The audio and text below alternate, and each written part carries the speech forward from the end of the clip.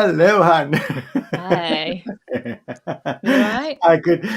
Sorry, I could see in the background you actually going like, I'm here. Everything was just I think one of them's been messing with like the setup and everything, and then it's all like this, and I'm like, who's been messing about in here now? Oh my God. Hold on a It's second. going I, well. I don't know why we're so weirdly set up right now. Let's see. Maybe I'm in the wrong setting. No, that's me. Just I don't know. We're weirdly set up today. It's Who just kind of knows? StreamYard's doing something funny with us. We're Um, here. yeah, because normally you are bigger. I don't know why you're so small today. Oh, That's God weird. knows. God knows, actually. Yeah, we're back that one. How has the week been? Ah, yeah, mental as always, but not as overwhelming. I think we're getting used to it now. Yeah. It's Huh. one of them things, isn't it? Just getting into a new routine and stuff. But obviously, we've had remembrance as well, so there was parades and making stuff shiny, and yeah, all that And kind all of these jazz. things and all the fun things right now. Yeah. That's I can understand it. Let me just move the picture a bit around so I'm looking at you. How are you anyway? You all right? Oh my god, yeah, it has been a busy week. But you know what? Honestly, after the summit was really tough on me. I tell you mm, that honestly, because yeah, I by can the evening imagine. I was just like, oh for God, I can't even bother anymore to be up anything. So I went to bed and I literally fell asleep like 3 minutes afterwards. I was done. I'm Mm. actually done. And then so then obviously the day after I was like, I didn't do anything today. Good. Deserve it. Haven't been over the weekend being really busy as well with things, and then I had like 2 3 coaching calls which were like really urgent. Let's put it that way. They had a bit of an Yeah. issue, so you know how it is, and then you're just trying to be. Let me just put this. Yeah, that is better for some reason. I don't know. I like could move the camera around a bit, and so it was a busy week so far actually. And it's like I told you earlier. It's like we were talking for everybody that doesn't know, we were talking in the background, and Kellyanne sent me a message and said, "Oh, are we on tonight?" And I'm like, I just got a notification, and I was in Monday setting in my head. It's so funny. I didn't even realize it was Tuesday, and I was like, "Oh yeah, we are. We are Oops. actually at eight. Hmm, let's do that." It's kind of funny, but it's just like you get so busy with life sometimes, don't you? Yeah, Just like completely massively. zap it. And if you don't go like from a Monday to Friday, we as coaches, where I think we don't really have this typical Monday to Friday setting. I think you lose track of the time actually. Sometimes I just like Friday was like, what? It's Friday already. It's like just like the week blasts away, and it's like you don't even see that things happening. So yeah, busy week as always. I'm trying to Always. set up some things, making my decision right now on Kajabi or not. One of the things, because yeah, I'm seriously, I love Kajabi actually for what they have done. It's really good, but then I did find some limitations again, Oh, and okay. I don't like finding there's things that it doesn't do, and it doesn't do hmm it right, and then obviously we have our own servers, and the system that we do have basically does everything what Kajabi does as well. Mm. So I don't see the reason to put the investment into it. So I'm actually in between myself. I still have like about 7 days to make a decision on it, and I'm actually looking at it right now because Mm. there's one thing that I don't like with Thrive that I have right now. It's just basic course delivery, and obviously that is an important thing for us, course delivery, and so just looking at that things. But hey, so we Decisions. decided today we're going to talk about, well, life again. Every life, day. life, how it happens, and obviously how you. We were talking about, getting out of beliefs and actually looking at the wheel of life. So I have done, and I'm just going to show everybody really quickly here. I have on our webpage. So just give me a second. Up. Window. Oh yeah, that's great. No, that's not there anymore. Oops, sorry. I might want to do something. Oh yeah, here we go. Now it's open. There we go. And then we go Wheel of Life. So share that screen. Oops, sorry, share. Okay, so now we should see this is the Wheel of Life, and we have put that on our web page. So I'm going to put a banner in a second where you can download it. Basically, you just go to our web page, sparklyandmagicimpact.com, and when you scroll down a bit down the page, so I'm going to do that here. Oops, so no, that's the wrong site. sparklyandmagicimpact.com. Jum. Okay. Let's go to the normal page. There we go. When you go to our web page and you scroll down. Here we go. The Wheel of Life, and you can download it here. So you can actually do the exercise with us as we explain them today to you. This is a weird setting right now, why that happened on the web page. I go back here on this thing. Sometimes I don't know what web design is wrong with it. So, actually opens you up a new tab. And then the instructions to complete the wheel is the 8 wheel categories, and you basically draw a line through wherever you are. So it's like from 0 to 10. It goes from 0 to 10, and you just write down where you think you are at the moment. So there are the categories with significant other, personal growth, fun and leisure, home environment, career, money, health, and friends and family. So it gives you here an example how this is. Now, the idea of obviously is that everything should be somehow best in 10, obviously, and then that would be like a wheel. A wheel would turn perfectly around for you. But if you are actually doing you think something is like in the 2, so obviously this wheel wouldn't turn properly, wouldn't it? It's like actually here it said draw a line across each segment and represent your satisfaction score of each area. Imagine the center of the wheel 0 and 10 is at the edge. Choose the value. Use the first number score that pops up in your hand, that your number you think you should be. Not the number that you should be. So what are you actually at right now and where you should be? And that gives you actually a very good overview on how you could basically get your life going again, right? Isn't it? Yeah. I mean, it's about balance, isn't it? It is about balance. It's about balancing your life the correct way. So let's just stop share. Stop share. Right. So you see, this has put us always in weird situations here.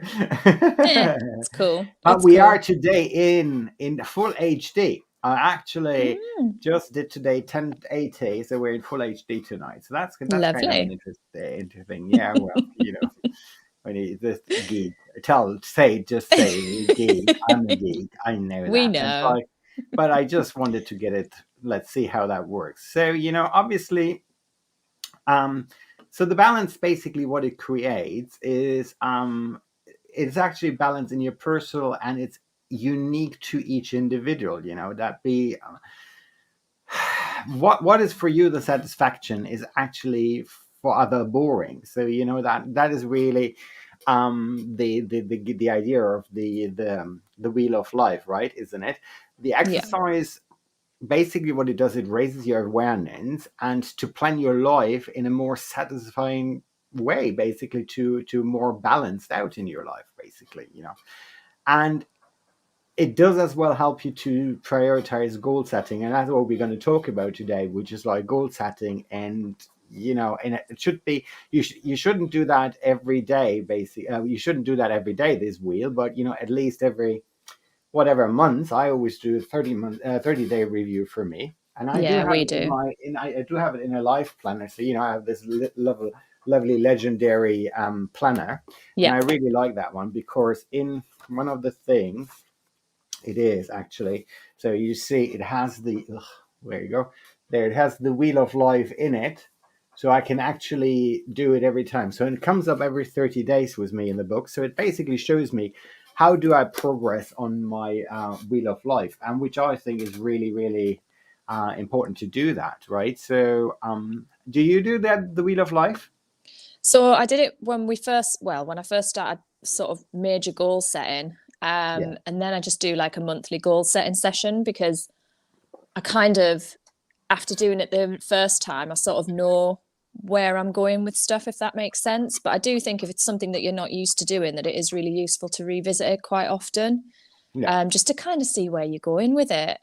Because I don't know about you as well. Do you find that people have a tendency to set these big goals and just don't break it down, and then get to the next month and they're like, oh crap, I'm still at the same stage on that wheel of life? Yeah, I It's mean yeah. that you see, this is why I always recommend to people to buy like something like a legendary planner or something like that, because Mm-hmm. it actually helps. It was which is mine. It's just a brand new one I just bought last week, and I really like it because it starts basically off with your self awareness. You know, it's like self awareness and discovery, and then it asks me my vision. I can do my vision board in the book as well, which I really liked. Yeah. Because having that, you see, like it gives me pages for a vision board. I haven't done it yet, so I'm just, as I said, I just got a new one because my old one was full.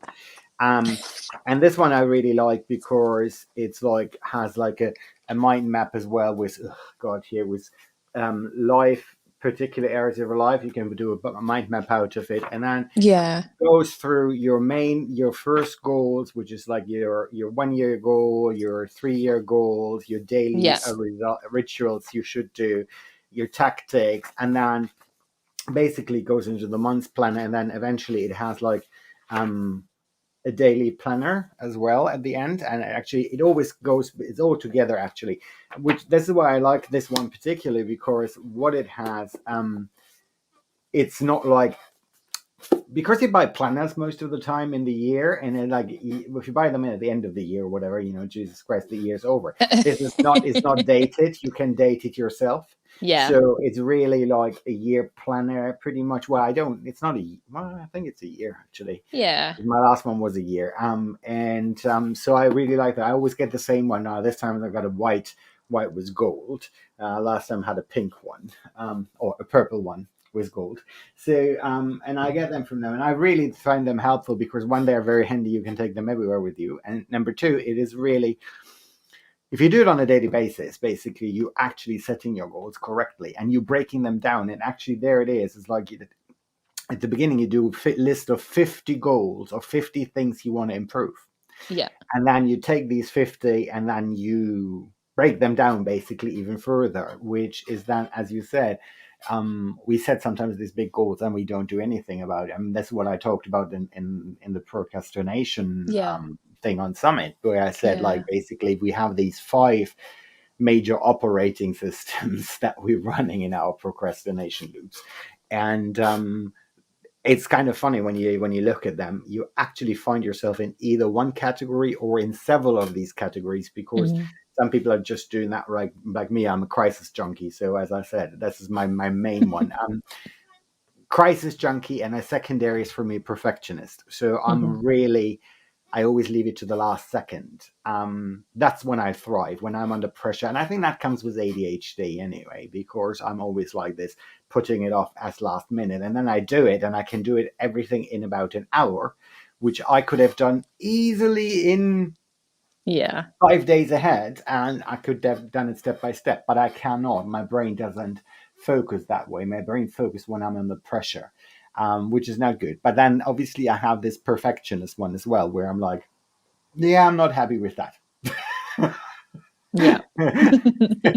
And then when I'm not happy with it, obviously I'll keep putting it off, which is kind of ridiculous, because you really, there's nothing like perfection, and I know that there is nothing like perfection, and as Mm-hmm. I say, we're always talking about these things, but then we still do these things ourselves, don't we? So Still look for it. yeah. So what are Yeah. your big goals at the moment this year? Well, what is that? I mean, we're coming in this time of the year. I'm sorry I have the scarf on, because the way where I'm sitting, and you see, after Summit, I had so much pain. I really had a neck that was so Mm. painful, and I didn't know what it was. Was it like the way I was sitting or whatever? No, I figured it out the next morning. I was sitting here, and the window has just a current of wind, and it just passes me right in my neck. So every Ooh. time I sit here, on the high table, it actually, I'm getting this wind blowing over that one, and it's like, so I'm preventing that from happening. I think I'm Oh, sitting here with my bless you. scarf. But anyway, I find it's really cold anyway in the UK right now, isn't it? Ugh, Yeah. Yeah, it is. nasty weather. Well, I'm the same as you. I have my big goal getter, CEO of your own life yearly planner. What is it called? See So now here we it's go. so it's the P. Amazon, Louise one. Amazon, here we come. So like, let Chris look in Amazon. I love that one already. It's really good. So it's the P. Louise one. I'm a goal getter, so be the CEO of your own life, and it's very similar. As in, like you set your 12-month goals, your 3-year goals, your 5-year goals, and stuff like that in the beginning. There's loads of bits and pieces that you can fill in. Kind of where you want to go with usually it's in business because isn't that the whole point of it? And then again, it breaks it up to monthly, weekly, even down to you can again put in your own dates and break down your day into what you're going to be doing, which I've found so helpful to me because like I'm a bit like squirrels. Like I'll just go off on a tangent, even though I should be focusing on the one thing. And then like 5 minutes later, I'm like, oh, what's happening on Facebook? And I'll start scrolling and I'm like, oh, what's this? So I have that so I can tick off that, right, this is the period of time I'm going to do this. That's done. Do you know what I mean? And I know we shouldn't be like tick box people, but I can't get out of it after all these years. I genuinely can't. It works for me. Well, And I know we say we shouldn't do this is it. one of the things when I do. I mean, obviously, I do coach people, adults with ADHD. Who better can coach people with ADHD than me, right? So, and that's what I always do tell them is lists. You do need to have lists. Medication and all these things is all good, but if you do not break it down into single tasks and don't have these set out for you, this is where ADHD people struggle because they obviously get tough. So now when you have this 5 minutes of tantrum moment in your ADHD brain where you say, oh, I can do this and this and this and this and this and this and this, that's what I write it down. And then I do have it on a list and it's a tangible item for me to go down. So even if I get distracted, I can go back to it because I can see it is there or not. And I think that is one of the biggest things to actually work with ADHD people to get a mindset. And obviously our brain still, that doesn't mean automatically you can do it because I mean, sometimes I have these things where I say like, I need to do that, but I don't do it. And I know it's there and I just don't do it. Then there are obviously other techniques with CBT and everything you do to actually get out of these procrastination loops again. Yeah. That happen with ADHD. But I do find it is one of the key ingredients in setting things to go. And that's why I do have like 2 or 3 notes everywhere as well. And it's just this just do it now is one of the main key phrases that I always say to clients as well. It's like, do not put it off. When you have it in your mind, do it then right there. And don't focus on 15 minutes. If it's a really long task to complete, break it down. Break it down into these simple steps. That's one step you can do right now. Like today I was like working on a web page. So I was doing something, but I could see after 5 to 10 minutes, my focus was shifting again and I was going somewhere else. And I just stop it and I write it down back on my list, but lower down. And so it comes back, but it comes back then during the day at one stage, not at that moment. Because if you ask me to focus on it for 2 hours, unless I'm really under pressure, not going to happen. I'm not going to do the actual action anymore because my brain goes off. And it's really I think it's not only people with ADHD. I think it's everybody has this problem. But I think obviously with ADHD you have this increased distractions happening in your brain on a daily basis, and that's why for me planners are really important. So do you prioritize your lists? Do you prioritize your lists then? Yes, I do. But as I say, actually, I first write them down how it comes. So I have one part of my list, which one of the scrapbooks I have. I write down everything that comes up in my brain. And then there's one particular moment in the day, it's in my morning ritual, when after I have all days, let it out. And that's what I normally do in the morning. I just do write these things down that I want to do during the day or what are actually bothering me right now in the brain. And then I'll go and I take about 5 to 10 minutes. I set a timer, actually. That's what I do a lot. I have Pomodoro timer that I have it everywhere. I have it on I have Momentum on my browser. So every time I open a tab, it actually comes up with the Momentum area and I can click focus and then it just starts. I can set a timer anytime I want. I have it as well as side application. So I have these timers everywhere. I have it on my phone, everywhere I have a timer. It's kind of funny actually to talk about it. But so then I just set a timer and I said, okay, 10 minutes right now, take down your list. And then I do prioritize the things that I find are the most important things that I do have to do today or have to do right now. Out of the list, out of this garbled writing down what I just did there, and I just prioritize these things. And when I say, okay, this is not really important right now, I know it's on my mind, but I'll put it down on the list. The good thing about it is with my ADHD brain is as long I recognize I have to do it, and I recognize that it's a task that I do, and I know I've put it somewhere in my brain, taught my brain, I've put it somewhere, it won't bother me during the day.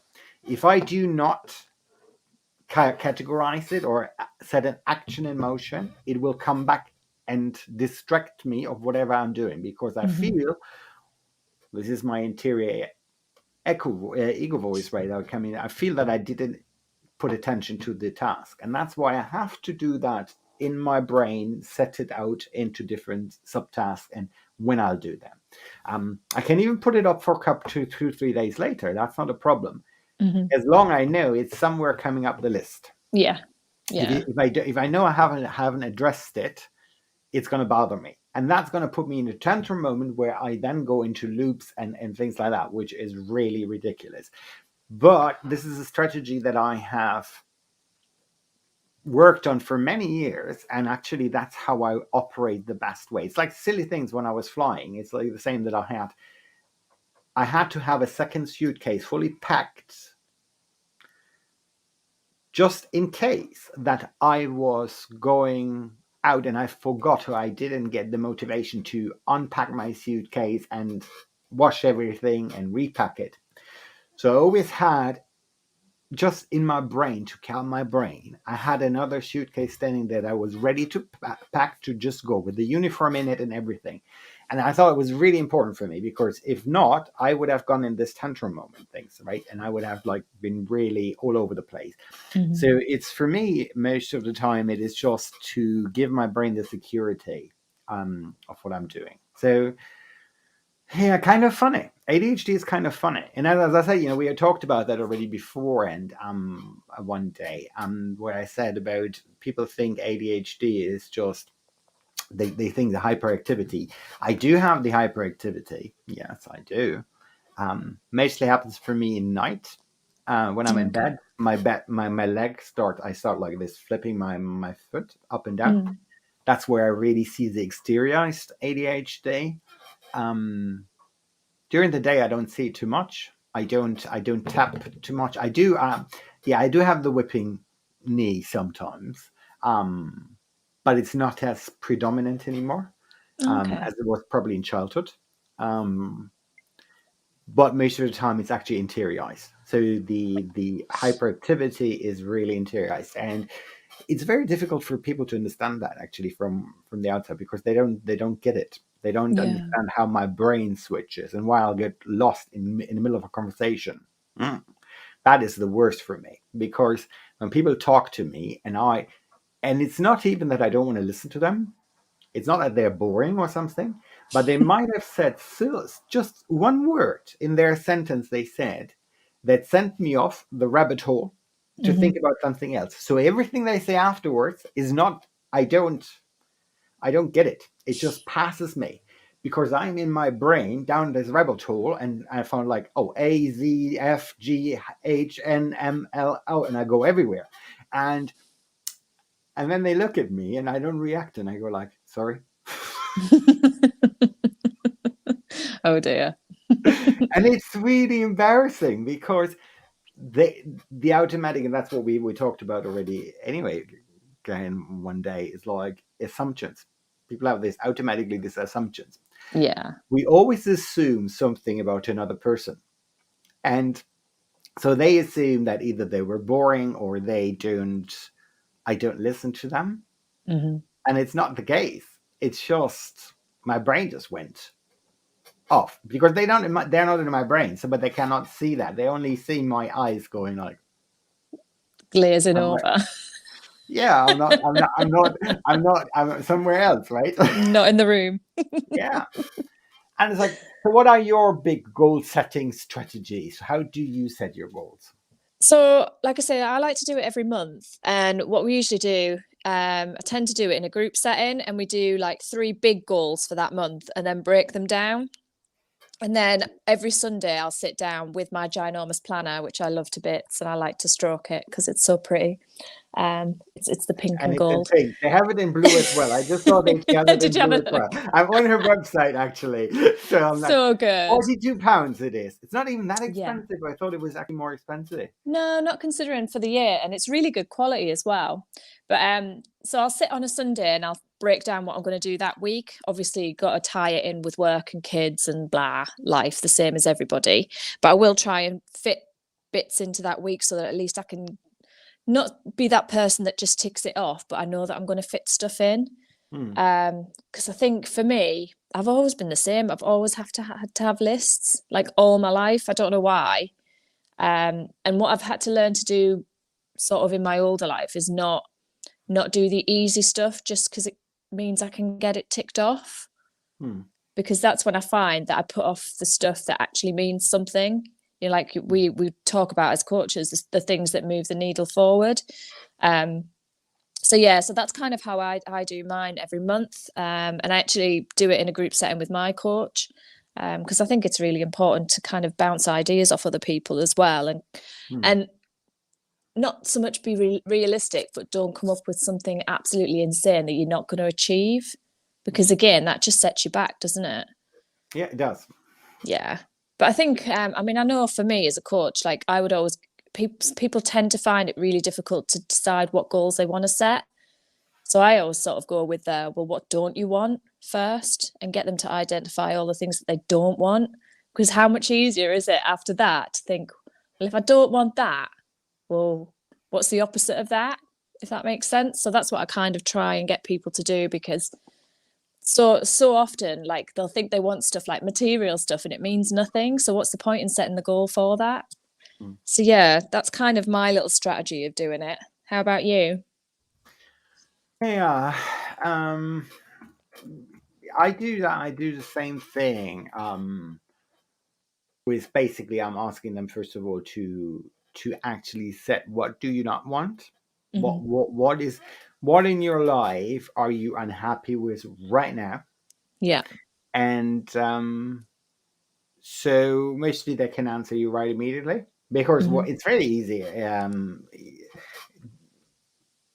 very easy to tell you what they don't want. They know. Yeah. That's what it is. It's kind of funny because that's the first thing. Because when you ask them what do you want, and they go like, Tumbleweeds. Yeah, crickets, right? I'm absolutely, like, 100%. really? You don't know what you want? Okay. Yeah, I want a nice house, or I want some money. I said, oh, okay, fine, fine. But is that all? Yeah, I can't think of anything else. And I'm like, I'm flabbergasted that people don't know what they want. But Actually, they this know is they're not the most happy. funny part about it. It's like, so why are you coming for coaching if you if Because they know everything they're not is happy. They just don't blimey, right? blooming know why. Huh? They know they're not happy. They just don't seem to know why. Not when they first start. And I guess I was probably the same before I kind of understood all of this and how to move forward. Like I'd be sat miserable and wouldn't know why. I mean, a part of it was like conditioning, but yeah. So it is. I think it's brilliant thing to do is to get people to write that down first, because Yeah, it's because quite they scary. actually do realize that is like I'm just typing right now. Go to www. Okay, fine. Save. Sorry, I'm just not listening. You see, this is ADHD again. I was just doing that to get the I'm wheel. used to it. No, my God, what did I type here? I'm like, see, this is like I don't even spin. Get the wheel your of life to go. Oh God, seriously, hold on a second. You see, get get the wheel of life. So now, why your life? Yeah, why a wheel of life? So yeah, obviously, see, something has to go wrong, obviously. It's um fine. and it's kind of interesting because, as you said, they tend to really know what they don't want. And it's just like, okay, fine, I don't want to be overweight again, like to go into fitness here. All right, so what do you want? Well, I want to lose weight. Great. So how much weight do you want to lose? Well, I don't know. Okay, so you don't have a goal, and that's what it is. There's no goal. Now, obviously, we as coaches, what we do, we actually try them to identify the goal. And it's like, Hmm. I always like, I don't know if how you do you the grow framework. I use the grow No. framework a lot, because it's like, everything stands for goal, reality, options, and will, basically. So Okay. I go take them down that way. As I start with questions like, for goal, it's like, if failure wasn't an option, what would you do? Hmm. So then they go like, well, I would be ripped, I would have a six pack, blah blah blah. And I say, okay, so now reality check here. What have you done for that so far? And Hmm. then goes like, well, yeah, I signed up with the gym. Okay, another reality check here. Did you actually go? Two times. All right. Okay, fine. So now we go to the what actions do you have right now to actually do and to energize yourself to do that? And then they come up with like, yeah, I could put it in my diary. That's already a good step, right? We're actually getting there somewhere, and that's that. And then you can go like with the will, and it's like, what are now the benefits of taking this action? So what will happen if you do that now? And I love this grow module, because you actually take them down from their goal setting to the reality check, to the options they do have, and then actually to the will, what will take Hmm. them there to the point. And they're like, with will, you can ask like, what will it cost you if you don't take action? Yeah. You can say, oh well, I might get a heart disease, I might whatever, feel unhealthy and everything, and I can't buy the clothes that I want. I mean, is the cost of it, basically, what's doing that. Yeah. And it's really good to take them through that. And that's what I do tend to do as well, with personally, for my own goals. That's why I Hmm. mostly go through the grow model. I say, okay, well, what is my goal? What's the reality? What are the options I have right now? And then what will happen if I do or not do, not things like that. Yeah. And I think that works really easily. It's almost like setting the SMART goal or the SMART Hmm. system. But I find SMART does not always work. And there are certain things. While the grow framework for me always works, because it actually, you go through the steps and setting the goal and actually getting actions going. And it's sometimes really funny when I go through the options and I go like, wow, I didn't even think about that option actually. But now it comes up my mind, because I'm Yeah. I'm focusing on the option that I have. Um, that's why I love to do that with that one, Hmm. with clients, basically, that way. It's the easiest way for me to get them out of things. So I mean, I use different frameworks, and I think you probably do as well, where you go, Lord, Yeah. you adapt. Obviously, if you're really good in coaching, you do bespoke. You don't do, Yeah. oh, I follow that model and I follow that model. And I mean, I use smart as well, and I use so many other systems. Like, I was using the other day with a client, I was using the three seed triangle, basically, where I Hmm. said, okay, so um being out of frustration, basically, right? So saying, all right, so now you're sitting here, sit in this chair, and let everything out that bothers you, like, really let it out. um and then the next thing is like, you're sitting on the emotional chair, where you go like, okay, so how does it make you feel? And then you go like, I'm hurt, I'm this and that. And then the third chair Hmm. is basically, now you're the comforting friend that answers back to all the shit they're saying. Like, okay, fine. First belief was like, I'm whatever, stupid or whatever, or I'm worthless or whatever. And then how does it make you feel? It feels like, misunderstood, Hmm. unhappy, blah blah blah. And now you are the comforting friend, to tell them actually, or you tell them yourself, basically, you're being the comforting, you act now as a comforting friend who says like, but you're not this, you're worthless, you're really, I mean, you're very important for me, blah, blah, blah, blah, everything. Yeah. And what it actually brings them to understand that they do have the compassionate voice in their own head. Yeah. But they need to listen to it as well, which they always, and that's where most people get stuck. They have these, well, the belief, the emotion, Yeah. but they don't find the compassion. And to take them down that road, and it's like, and you can do that, and that's like basically a daily task. You can do that with every time you talk negatively to yourself.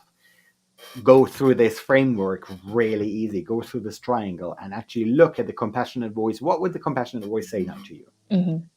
Yeah. And once you look at it and you realize that this compassionate voice is there, you can actually tap into it, and it can keep it that way, and you can actually change it around, because it makes you feel way better about yourself, because you do know that it is there, but we have this thing where we don't look into that one, or we don't bring the voice up. And I think that is really important to actually do this exercise. Yeah. So a lot of people that have emotional stress, actually, when you go with them through that, they realize suddenly, oh wow, hang on a minute.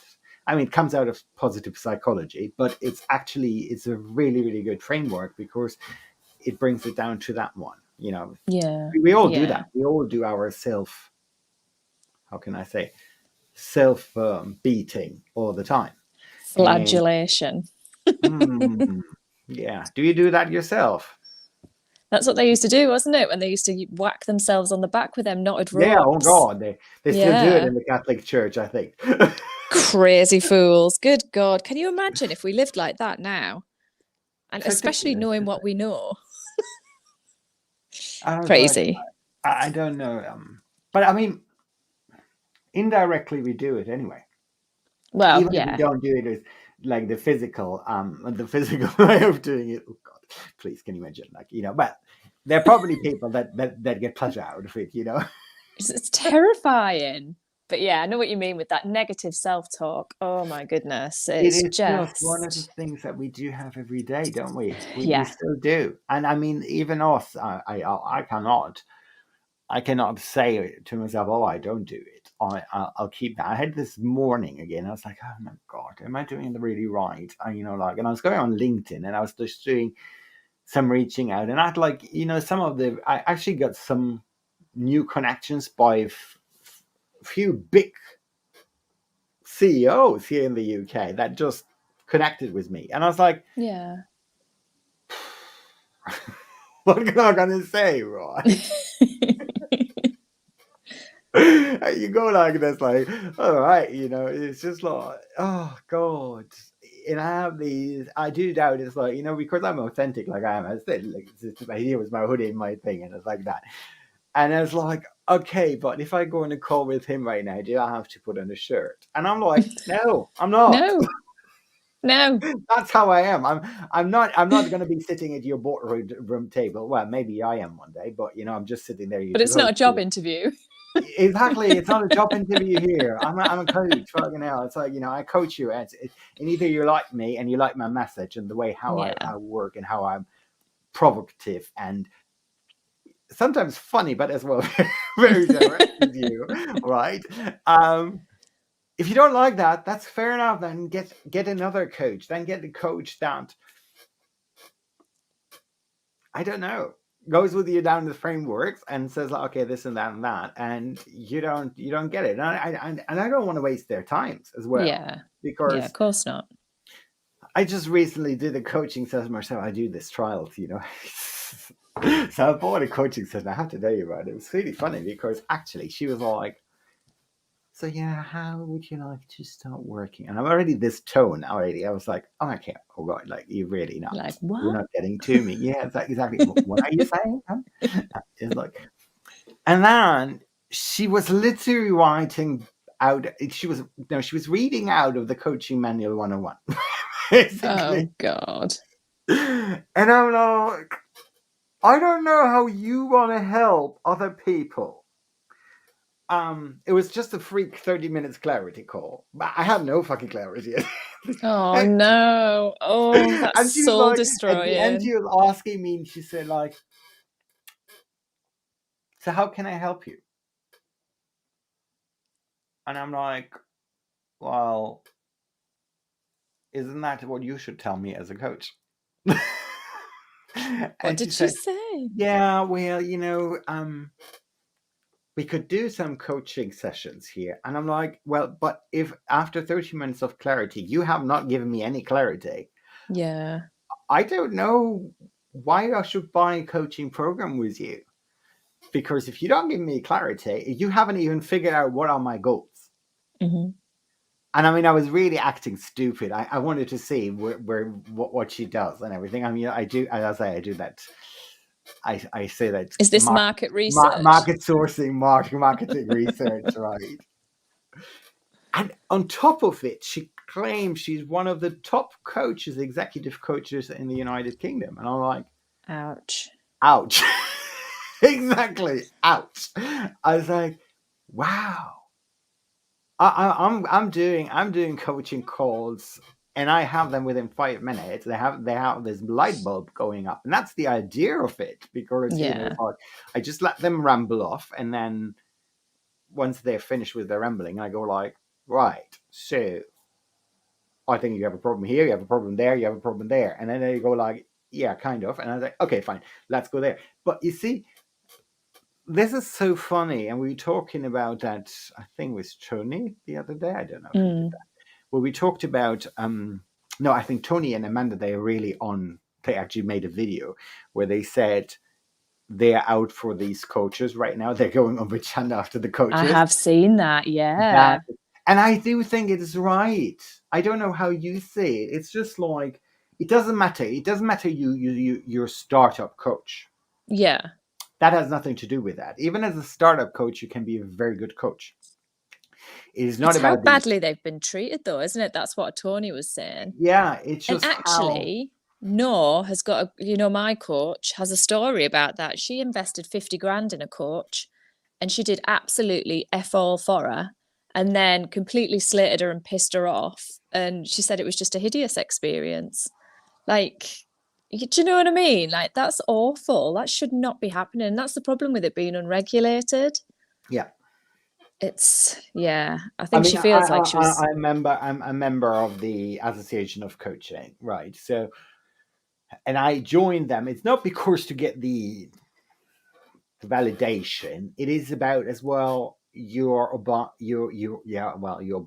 to follow the code of ethics there, yeah, and I think that is this is for me. I think I don't even know what it is a year. Pay £150 or something like that for yeah, membership. Um, but it doesn't matter. But at least I am down to the code of ethics, and people can actually go and complain.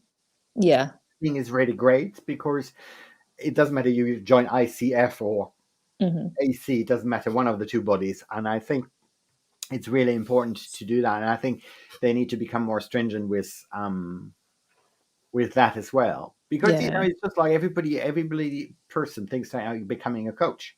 yeah, I'm really honest with no knowledge at all, yeah. no training at all.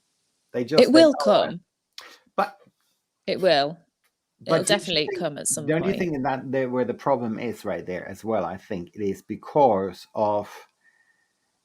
I mean, you see it on Facebook every day, and it's like, oh, become a coach, da da da, and you have like, I mean, you watch these webinar infomercials, whatever they're called, where they go like, yeah, if you have an expertise and you know something, you can become a coach, and I'm like, huh, huh, how many self-development books have you read already?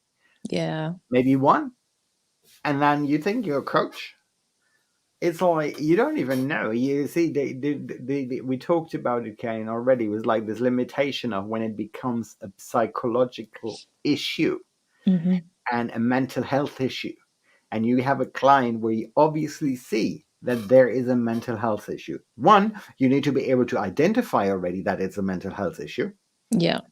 And that is only when you have done some form of training. It doesn't matter how many hours of training done, but you have at least done some form of training that makes you understand the difference between counseling and coaching. Yeah. Right there. And then next thing is you need to then move this person out of your pipeline because you can't help them. And I tell you, some of my clients, I think they do have a mental health issue, Yeah. but they have still other things to deal with, which I as a coach can do. But I Yeah. always keep telling them, you need to address that as well. You need to go and see a specialist for that because I cannot help you with that. And every time when a conversation goes in this direction, I just block it off right immediately. And I said, I'm sorry, I'm not here to counsel you. I can help you with this particular area that you're trying to fix now, your procrastination, whatever, your mindset. I Mm-hmm. can do that, but I cannot help you with the in-depth mental health issue you're dealing with. And it's a very fine line, but when I see it's too much, I stop it. I stop Yeah. the session and I stop and I tell them, and unless you have dealt with the mental health issue, I'm not really picking you up because I think there's this big problem. How much damage you can do to a person? Yeah. Have you? Yeah. You know, it's like, and I think, Ken, you working in the medical business, tell Yeah. me, it's just like, I think you would do the same thing, wouldn't you? Yeah. I mean, clinically, there's so much that we can do before we need to think about referrals. That's sort of from the nursing aspect. Like I remember one patient that I had, he was massive Fijian guy. You know, you would expect that he was like some sort of, like God, some sort of hero. And he came in and basically he'd been massively suffering from panic attacks. And for me, like obviously I have my personal experience with that. And we sat down and talked about it for quite a while. And his wife didn't believe him. She thought that he was off on another planet. So I actually said to him, like, obviously we would refer him on to DCMH, but because I'd been through it and obviously I was military, etc., if he wanted to make an appointment with me with his wife and we could sit and talk about it, and that's what we did. Hmm. So there is so much that you can do, I think, from that perspective. But if you're worried about somebody, then obviously they should always be referred. But that's what I think is a shame, that we're like, as coach, from the coaching side, obviously I'm regulated by the Nursing and Midwifery Council clinically, but Hmm. from the coaching side, if we were regulated, then there would be more of a collaboration between teams.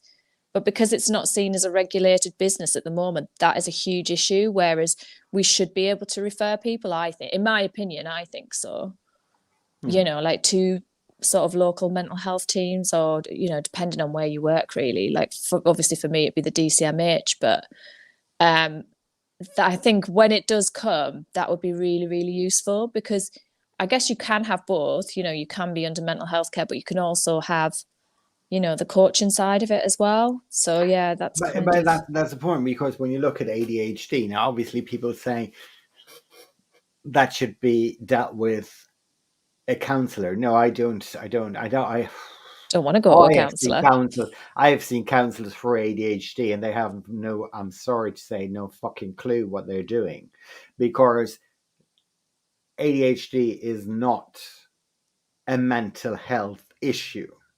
It's put in the DSM-5 catalog. Yes, that's what it Mm-hmm. is, but it's not. It's one, a neurological issue, basically, because of not production of certain enzymes that are needed in the brain Mm-hmm. for the decision. And actually, it's a fault in the executive function system.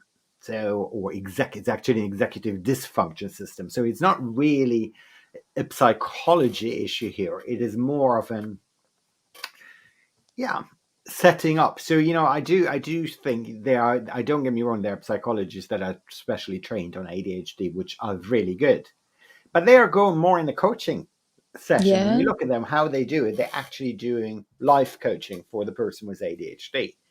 They're not coming up with the typical CBT training that they do. While that is influencing it, but it's not really that what they do. They don't do the typical psychotherapy or psychoanalyze therapy, which what you want to ask an ADHD person? Like, I mean, I see I'm in the unlucky position I have both. I have ADHD and a trauma. So, obviously in a talking therapy, they would go like, let's go through the incidents that are triggers. Fair enough. But you can't do that with ADHD. You can't say, what are the triggers? Well, it's just happening because my brain is just working that way. I can't fucking change that one, can I? So that's where I say, they're fair enough. I can see that as well. And as I say, I do ADHD coaching, giving them life strategies and plans to work on. However, as you say, there is a fine line. And we have to be, and that's one where it needs to be regulated, because I'm worried that a coach that has no bloody idea what he's doing gets across somebody, even with ADHD, and it's doing more damage to the person than it's actually helping.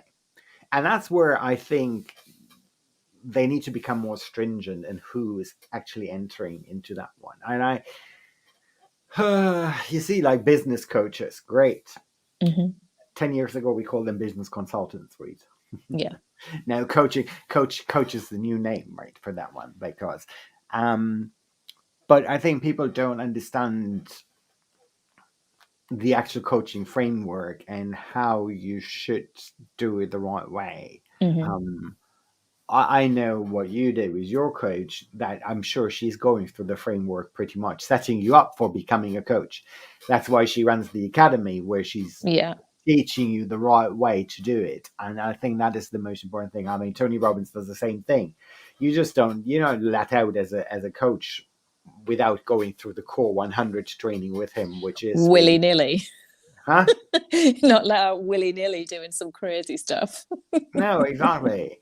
And it's just like, I find it fascinating that obviously the pandemic has brought a lot, because a lot of people think, oh, well, I can coach. And what you see there out on the market, it mind baffles me. Found the other day a coach that coaches people through bereavement of their animals. Oh, that's nice. That's nice. I mean, everyone's got to have a niche. Let's apply the grow framework on that one. Sorry, I was like saying, I'm not. It's really nice, but bereavement of any way, human or animals, doesn't matter, is probably a mental distress. Let's be honest here, and I don't think you really can coach somebody out of a depression. What's your point on that? I don't think that you can really coach him out of depression. No, I mean, you can't coach, but you can help them put strategies into place to deal with the situation. I mean, if it's Harry the hamster, like, not being funny, how depressed are you actually going to be? I mean, we had people that are very depressed. We had a hamster that chewed through 2 cages and ran away. We had to tell the kids that she'd ran off to live with the squirrels. But I wasn't sad about it because she bit me. She was horrible. Yeah. But, I get what you mean. Like, it's different when it comes to, like, your dog who's your family pet.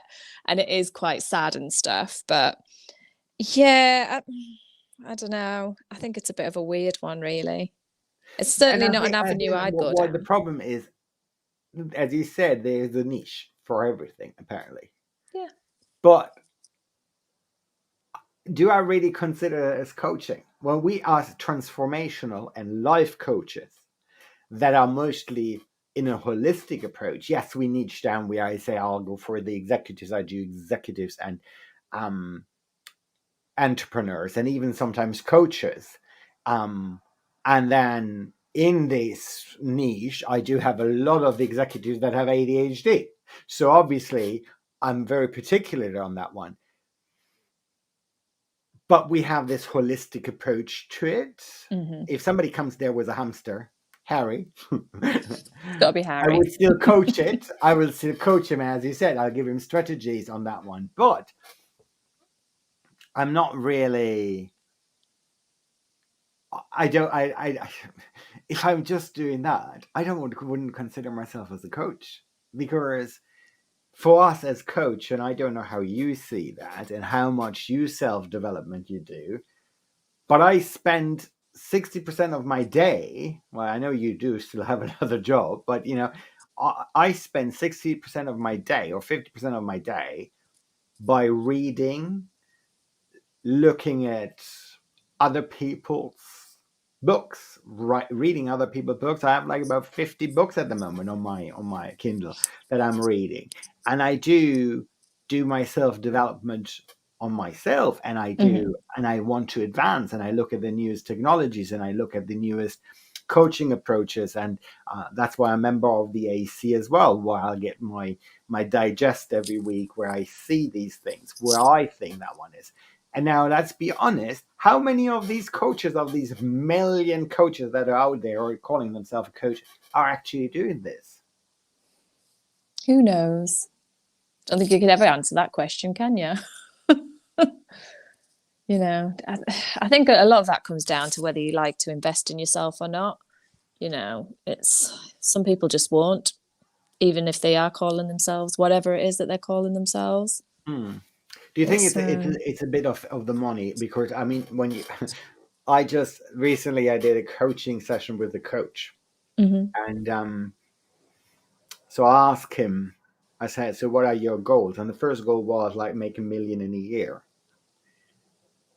And I said, "Huh, that's interesting. I mean, nothing wrong with the million in a year. Nothing wrong with that setting as a goal." But I had the impression after like about 3, 4 goal setting questions that it went always down to the money. Mhm. And I don't know why. Well, we all in that for running a business and paying our bills. Obviously, we're not hiding that. Yeah. But that's not why I'm a coach. My thing as a coach is I'm passionate about it. I live, breathe, and sleep coaching. So this is what I'll do and why I do it. Yeah. It's not about, oops, there are comments. I haven't even looked at the comments. Bonjour, beautiful people. Oh, here we Oh. go. Oh, bonjour, Esther. And she's like, another one. You can accompany people into acknowledging and living their sadness and then find their own solutions. That's what we can. And I agree with you, Esther, on that one. We do that. But the problem is obviously, um, what we do. We are on their side. We are the cheerleaders of them, right? We are not the psychology specialist here at that moment where we actually say, okay, fine, there's a trauma or whatever we have to work up, which is not our ideas. But I was saying, to go back to the coach there, and I thought at one stage I said, like, you were for the wrong reason in the business. Um, if you just want to make money, become a forex trader. Yeah. But 100%. exactly, but if you need to have the passion for people and get a satisfaction. I get more satisfaction out of the help that I've provided to the coach or to the person, whoever I'm providing it to, Hmm. than the actual figure on my bank account. Yeah. And that's why I think where a lot of the goals are wrong here, where people set the wrong goals. They set it for the wrong reasons, I think. Yeah. And that is that's for me. I don't know how it's for you, but for me, my first reason I am a coach is to help other people. Pay it And then forward. secondary, obviously, is to pay my living with it and make my living with it. But, I mean, they can go hand in hand. I think they do. Yeah. But, if you just only on money, money, money, in fact, you can figure that out really quickly when Yeah. people are always doing that on a daily basis. Or just like, this is what they're focused on. How do you scale to 10K? How do you scale to 100K? How do you scale to 1 million? That's all good. But first of all, look at your delivery as your Yeah. coaching delivery. And I think that's where you're absolutely right, was being regulated, and should be really regulated right now. Yeah, Yeah. 100%. We are through the hour already. I know. It always happens, doesn't it? we just like, yeah, we get carried away. It's always the first 15 minutes where you go like, okay, where are we going to take that right now? Yeah, and then we just get in the thing. So what's the plan for the week? So, yeah, what have I got on this week? Well, getting the house ready for Christmas decorations, really. You saw my Christmas trees up already. I did, but I've vaxed all of the upholstery, the chairs, the sofa. I've cleaned all the carpets with the vax. It's mental. I'm in the middle of cleaning the oven at the moment as we speak. It's marinating away in its oven bag. Oh, okay. Yeah, so it's going to be another mad one in amongst all the kids' clubs and Yeah, what have you. I have the roasted chicken in the oven actually at the moment. Lovely. I put it in before the sparkle hour. So I said, like, at the end of the sparkle hour, it's going to be ready and I'm going to have dinner. Oh, lovely. Oh, bless you. It is. Yeah, it's going to Anyway, it be was a pleasure crazy. to see you, hon. Yeah, lovely to And see you. let's see next week. I think next week we have a guest. So have a nice week. We're Yeah, sure you we're talking too. in between. And yeah, if you want to download the guide, it's on our webpage, sparkleyourmagicimpact.com. Just scroll down a bit of page and there is the Wheel of Life, and fill it out. Maybe you can come up next week and just send us a message or comment, and we can advise you on where you are with it and what to do. Just make the exercise. Right, hon? Awesome. See Yep. Have a you great next week. evening. Let me end the Bye. broadcast first. Bye, Bye. everyone.